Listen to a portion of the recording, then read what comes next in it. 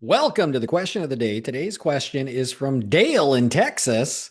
And Dale asks, my tech generated leads are closing really low, but my marketing leads are closing twice as high. What's going on? And how can I get my tech generated leads higher?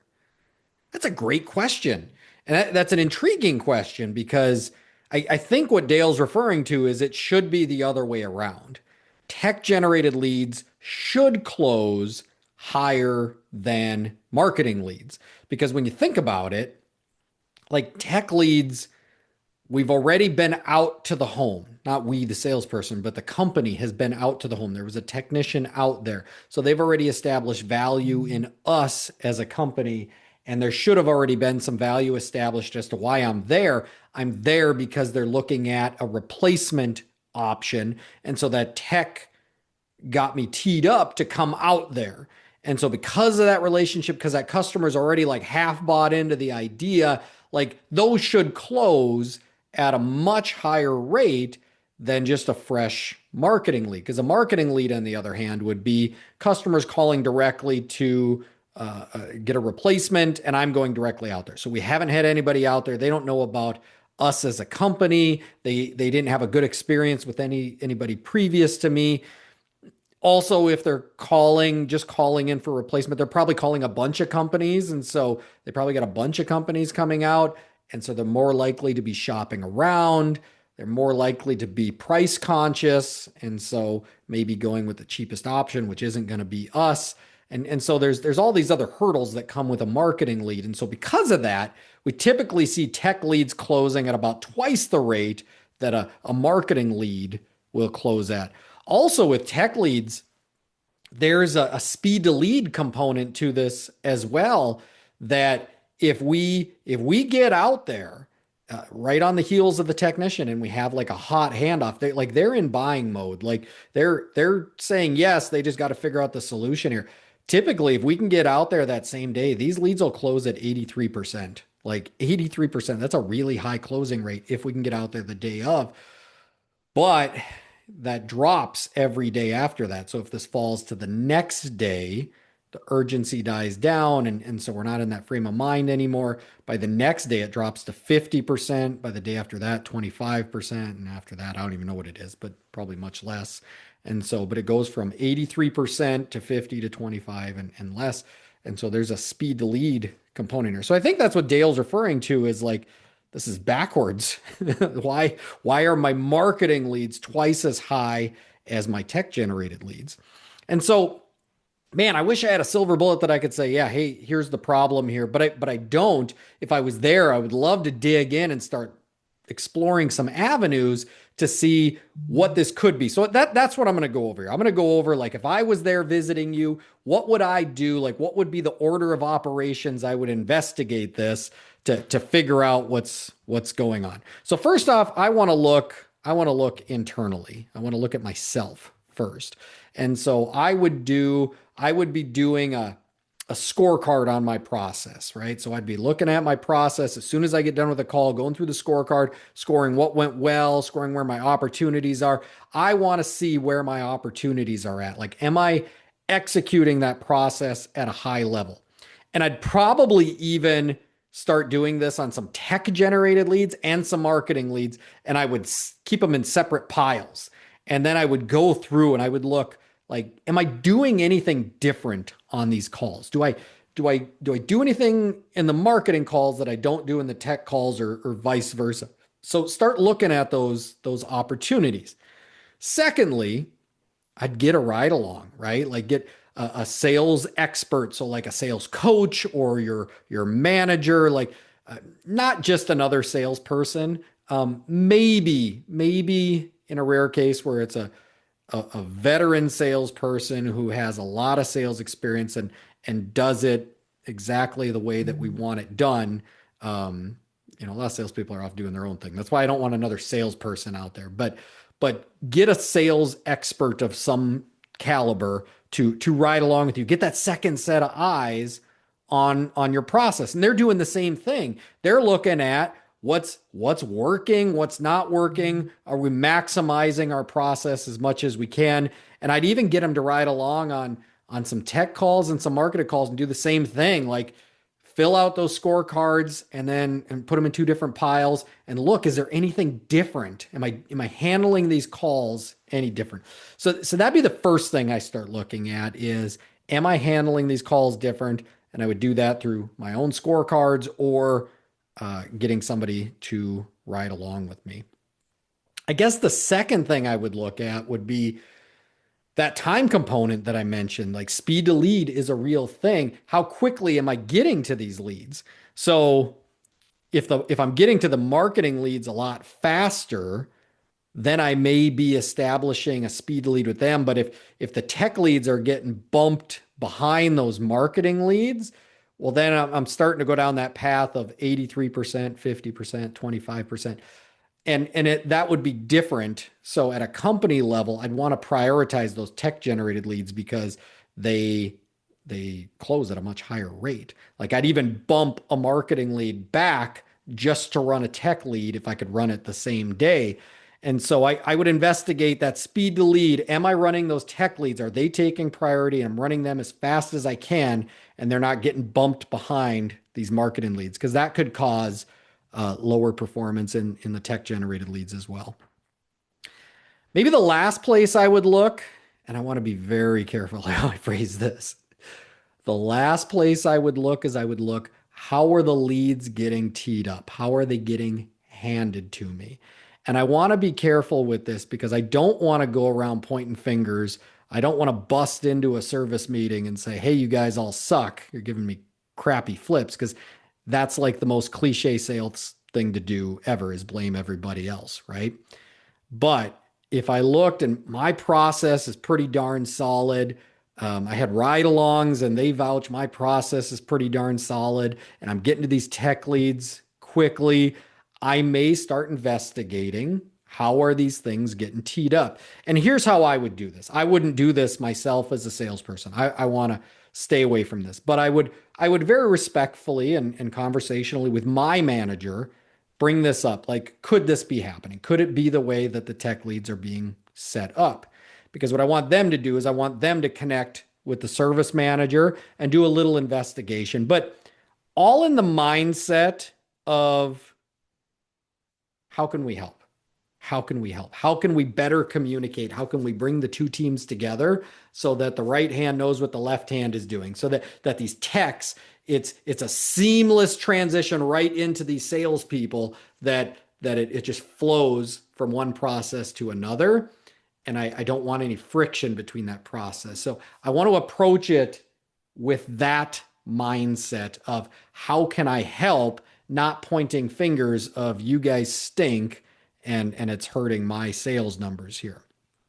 But if I do that, I would start investigating that, because yeah, this doesn't make any sense.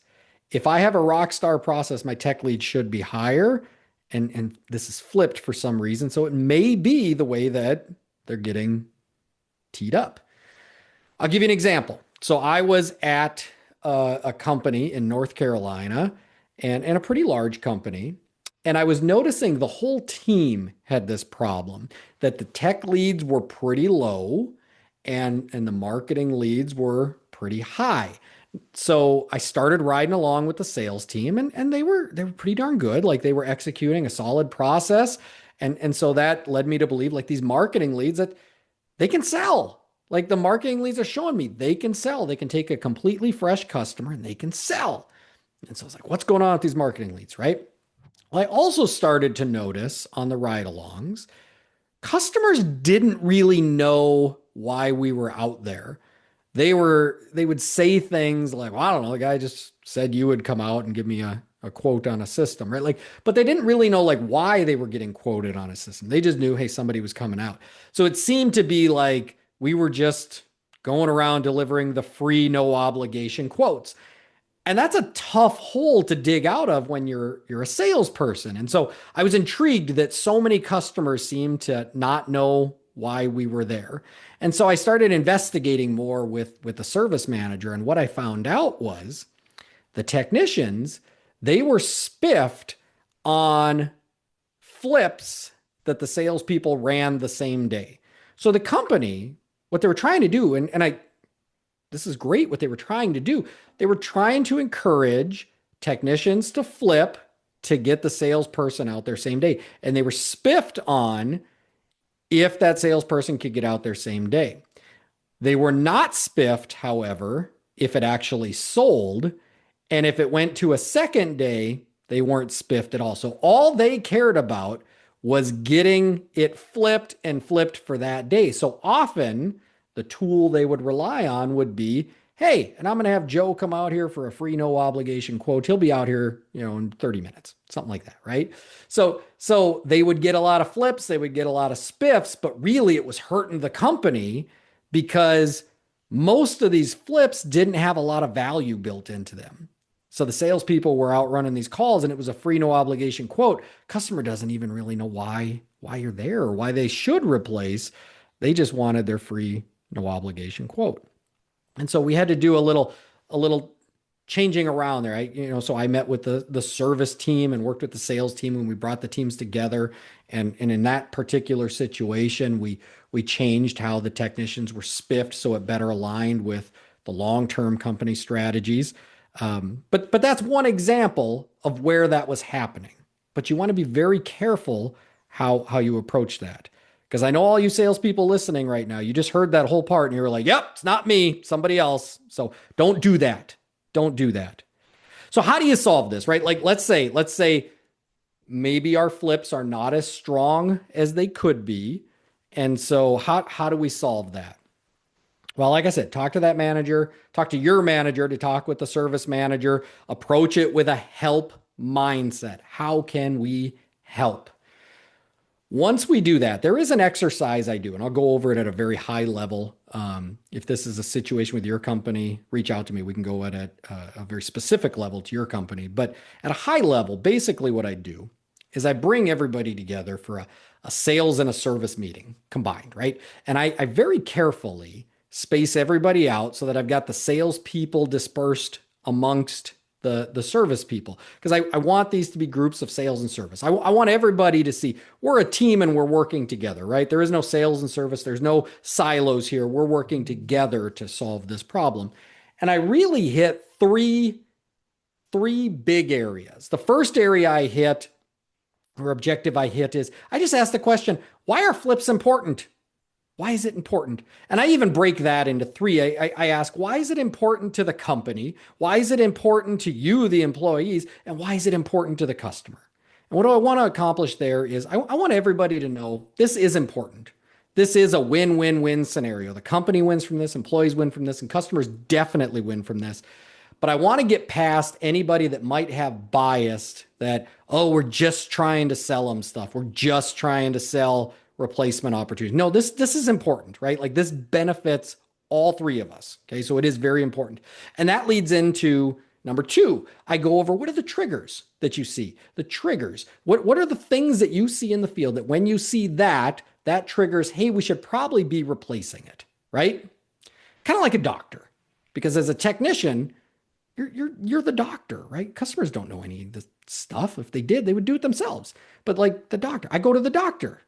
And if the doctor tells me I need surgery, replacement opportunity, surgery, I'm going to ask why. I want to know why. I'm not just going to jump into surgery. Who does that, right? But the doctor is going to explain. They're going to say, Chris, you got this mole. It's irregular. We're going to lop it off, send it in for testing, stitch you back up. You'll be fine. Right? All right. Well, I guess they're cutting a chunk out of my shoulder. All right. So, but now I know why. It's the same thing with the technician. What are those triggers that when you see those things, that probably means we need to be looking at replacement opportunities? Because customers don't know. It's like an old car, right? Like when do you trade in an old car versus fixing it? If things start breaking down, there has to be a line in the sand somewhere where you're just putting lipstick on a pig, and we should be replacing this thing rather than fixing it up all the time, right? So what are those triggers? Identify, and so that's where we dig in and we identify what are those triggers. And then urgency, right? So then the third thing is urgency. As a technician, how do I present this urgently to still get that technician out there, right? Even without the the spiff like that one company had, but how do I get that salesperson out there today? Right. And so we go over how we present and how we frame that in a manner of getting that salesperson out today so that I can still get that salesperson out today. And then when that salesperson comes out, now the customer knows exactly why they're out there. They're out there because I'm looking at a replacement opportunity because of some kind of trigger. And they're out here quickly. Today, I'm still in that buying frame of mind. And so this has an 83% chance of moving forward. So that's a high level of the exercise that I run through to bring sales and service together. But here's what I don't want to. I don't want anybody listening to this. I don't want their takeaway to be, oh, it's service. That's the problem. It's because that's not what I said here. Okay. Most times, 9 times out of 10, when this situation happens and I dig in with a salesperson, it's their process. It's something they're doing 9 times out of 10. It's very rare that it's the service team, but that is a possibility, right? And when that is, how do we go about it to work through it together rather than just pointing fingers? Because pointing fingers is going to get you nowhere. Absolutely. It's going to make the situation worse. So tech leads, closing lower than marketing leads. Start doing a scorecard, right? Identify your process. What are the opportunities in your process? Get ride-alongs. What are the opportunities in your process? Time, get out to those leads quickly, and then start looking at maybe how they're set up and how can we work together to accomplish a common goal here. So that's today's question of the day. If you're enjoying question of the day, follow, share, and give a rating. Question of the day is on major streaming platforms. If not, well, you're not listening anymore. Keep it to yourself. So if you have a question, reach out to me either on social media or email. Both are going to be listed below in the show description. Let's get yours answered on the show. And if you're a Nexstar member, schedule a call with me. We can address this one-on-one and get very specific to your situation. I'm Coach Chris. We'll see you tomorrow.